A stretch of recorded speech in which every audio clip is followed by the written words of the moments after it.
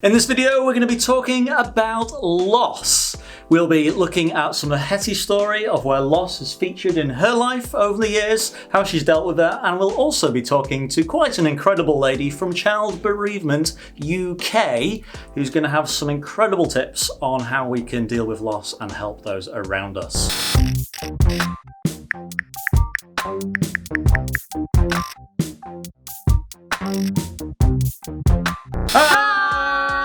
Welcome to another one of our videos from our safe space to explore the big issues of life and faith. Today, yes, we are talking about loss. And we don't just mean like losing your keys. Yeah, or losing your phone, or losing your marbles. Losing your marbles. No, we don't mean that. Losing where you are in a book or a film and you have to skip it and that's really annoying. Or losing your money. By that I mean spending your money without realising, which, let's face it, we all do.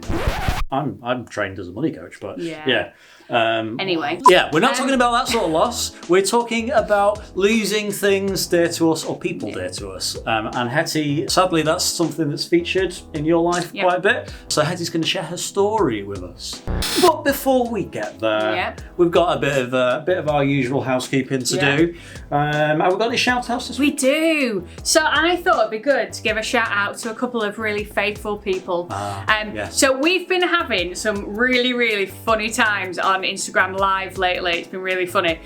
So I wanted to give a big shout out to Abby and Jamie. Hi Abby and Jamie. It was kind of a high five, wasn't it? Yeah. Abby, Jamie. Because they've just brought a lot of fun to that. And they've made our Wednesdays really fun. Yeah, so as well as a bunch of other people. Yeah, every Wednesday, apart from this week actually, but usually on a Wednesday we go live on Instagram and we have some good times over there.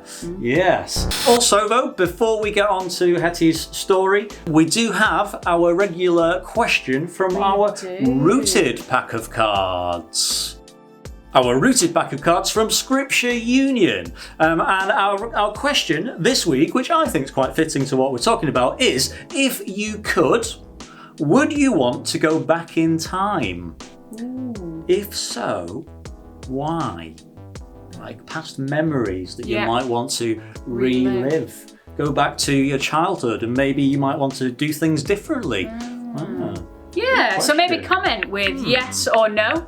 And if you want to, pop in why. Or maybe the answer is no. Maybe you're just like, actually, my experiences have made me who I am. Yeah. And I don't want to relive them. Yeah.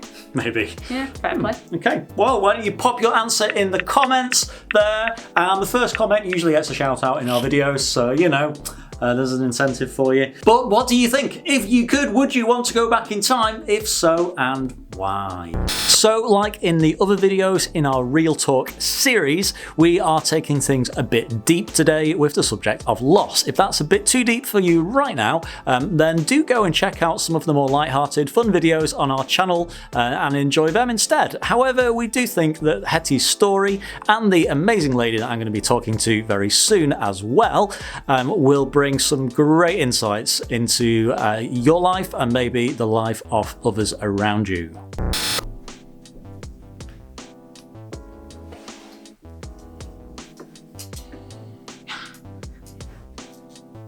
Get comfy, eh? People experience loss of different kinds. For me, it was loss of a family member. For others, it's divorce and the loss of that significant relationship in the same way that it was. For others, there's other relationships that are broken in some way and feel loss. Or perhaps it's loss of a job and the effects that that has on the whole of the house, the whole of the family. There's lots of different ways that we experience loss in our lives. For me, when I was 5 years old, my dad died. And before that, my parents had divorced. I didn't really understand a lot about it. So I'd already kind of experienced a bit of that loss. But when he died, he was gone. And that's all I really understood as a 5-year-old, was that he was gone and he wasn't coming back. And it took me a lot of years to process all that, because I didn't get it, because I was just so young. And I found during that time that there was a lot of things that I perhaps didn't realise until I got older.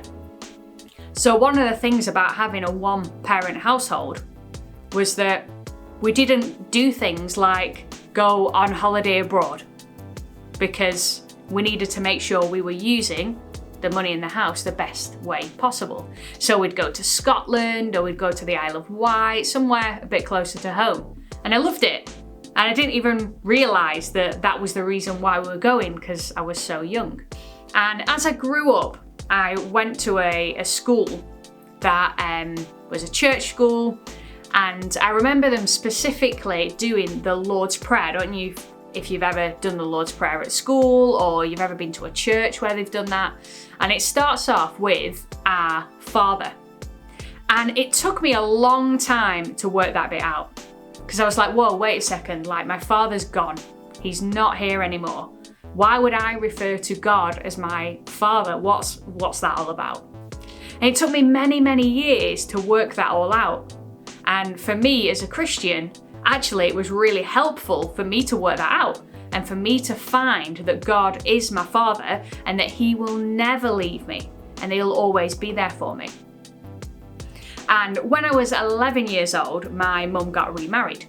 So I had a stepdad, and it was great, and I really liked it, having, you know, more people in the house and more people to pick me up from places and, you know, that kind of thing. And it was great. But unfortunately, when I was 21, he also passed away. And that was a really, really different experience, really different. Because when I was 5 and my dad died, I didn't really get it. But when I was 21, I understood so much more of what was going on around me. I understood a lot more about what I could do to help myself and to be a support to those around me.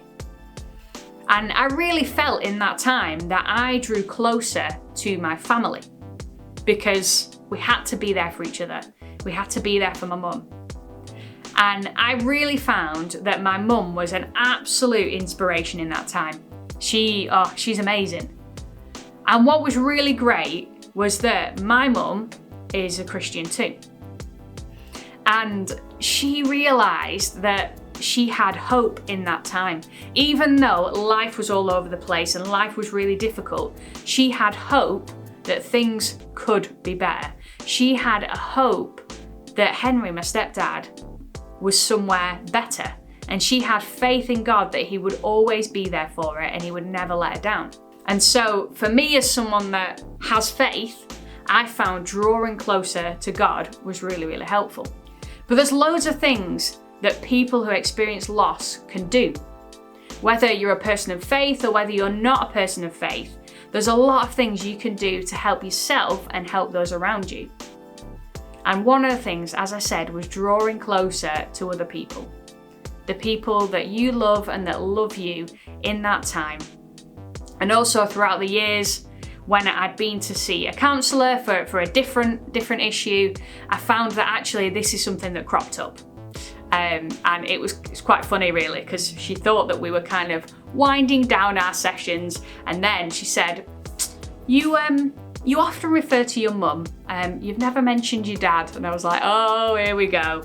So that was another bunch of sessions talking about how I felt and how I hadn't processed a lot when I was young. And I found actually that conversation with the counsellor was really helpful. And there are loads of other things we can do to help ourselves. And I found that throughout my journey, that there are things that I can do to help myself too. Hettie, that was amazing, sharing all that. That was so good. It was really, really precious actually to take that bit of a journey back through your life and to look at those experiences and some really emotional stuff in there actually. You know, we here in our safe space, we absolutely love you. Oh, and well, you know I do. Yeah. But anyway, we are now going to go, and instead of giving you our tips like we have in the other videos in this series, we're actually going to talk to a very special lady who has been a mentor to me in a lot of things I've done in public speaking and things in churches and stuff like that. But as a day job, she does an incredible job with Child Bereavement UK. And so I decided that I would have a little bit of an interview with Shirley over Zoom. So here we go. Hi, Shirley. Hi, Tabz. It's great to have you with us. Shirley, it's really an honour to chat with you about loss, about bereavement. I was wondering if you could tell us first a little bit about Child Bereavement UK. Okay, it's a national charity that I work for, and as a charity, generally pre-lockdown stuff, they offer one-to-one support and group support to bereaved children and families. We support families where a child has died of any age, and we support children and young people when anybody significant to them has died. So customarily that would involve, one-to-one meetings, group work, meeting other bereaved youngsters, all sorts of stuff. Yeah. Right now, of course, everything is distanced. So our support has gone very much to phone meetings and Zoom meetings and Microsoft Team meetings. Several of our young people's groups have kept going as a Zoom group, which has been good. Yeah. They're probably a lot happier with that kind of technology than I am, so it's worked out all right. My role within the charity is Director of Regional Development, because we're working on a project across the north. It's 4 northern cities, Wirral, Manchester, Bradford and Teesside. Where we're supposed to be improving bereavement support in those areas. So I do a lot of networking and training and development work, as well as my team supporting families in those areas. Brilliant. We do a lot of training as well. The other half of the charity is training professionals, a lot of teachers for other agencies as well, other disciplines, in how to support bereaved people. Yeah, pretty great person to speak to about this then. Yeah, well, hopefully. So on our YouTube channel, we've been trying to create a safe space to explore the big issues of life and faith with young people, and we've tackled a few big issues within sort of emotional well-being and things recently, and one of the things that's come up is loss. And so Hettie's shared a bit of her story growing up, but we also thought actually to get some quality sound advice, it would be better to come to you. And we're wondering what you would say is the first kind of place that we should be directing young people to when they're in the midst of a loss situation. Well, we do know, when we're doing training, we kind of use a triangle of green, amber and red at the top. And we know for a fact really, that the largest proportion of people who've been bereaved, the bottom group who are green, actually get their support from their existing social circle and their friends. If they're in employment, have they got an understanding employer? If they're in school or college, is that a supportive environment? Are they people who are being understanding and compassionate and, given a bit of leeway? Pastoral support, etc. And have they got a good friendship circle and extended family? So in a way, that's the first place to look. But obviously people also sometimes bereavement, somebody close to you dying, it's be the first really major thing you've had to deal with in your life. And a lot of people will go straight to the internet.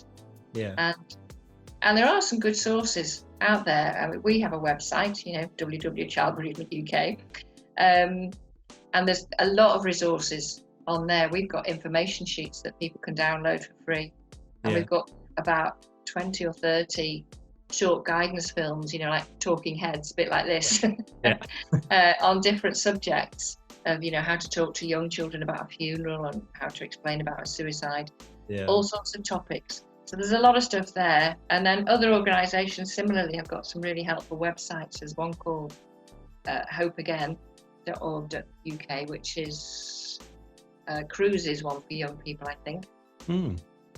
And Winston's Wish have a website. Probably aimed at a lot at younger children. But so there is quite a lot out there on the internet. I suppose you have to be discerning because there's some rubbish stuff as well. Okay. Go to certainly I can recommend ours because I know I can endorse the material that's on there. So to be safe, you go to Child Bereavement UK's website. Yeah, great. Okay. And then also, as well as knowing the right places to go, for us to be signposting young people to, it's also helpful, I guess, to have a few tips up your sleeve for kind of helping yourself in that, like healthy habits and things to put into practice. Have you got any ideas on that? Well, I some of them are the obvious ones that people will always say, look after yourself, be kind to yourself, make sure you get sufficient sleep, make sure you eat healthily and get some exercise. And that's all really important advice. Of course, the truth is, if somebody's really grieving, sleeping is difficult, eating healthily is difficult, and motivating yourself to exercise is difficult. Yeah. So you kind of almost need to be kind to yourself and don't beat yourself up about not doing all of those things wonderfully well. But also have in the back of your mind that sometimes you need to really try hard to do that, go for a walk. I mean, I know my own daughter's been recently bereaved, and she will just take herself off for a walk and go and sit on a bench outside a church. And it's become her bench. And at least she's been doing, there are times when you just need your own headspace. Nobody to say anything clever. But it is hard. It's a mixture. Even the weather makes a difference. It's hard to be cheerful on a really grey day. And it's much more easier to go and take yourself off for a walk when the sun is shining. But I mean, hopefully there are people around you as well who are helping you do that.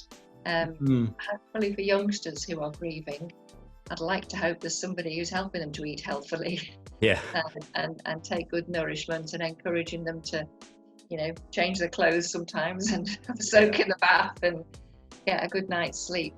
And then there's other stuff. Some people do like a lot of information. I think sometimes you can feel you're in very much unknown territory. And sometimes, knowledge is power. I think for a lot of youngsters, just learning stuff about bereavement is a help to them, or learning, or meeting other youngsters, hearing about somebody else's story. I mean, it's great. Sorry, my printer's going off in the background. Hettie's story. Hearing somebody else's story, I think, can be so helpful to know that you're not the only one. And that other people. Not that it helps to go to someone and say, I know how you feel because this happened to me. That's rubbish. Don't ever say that.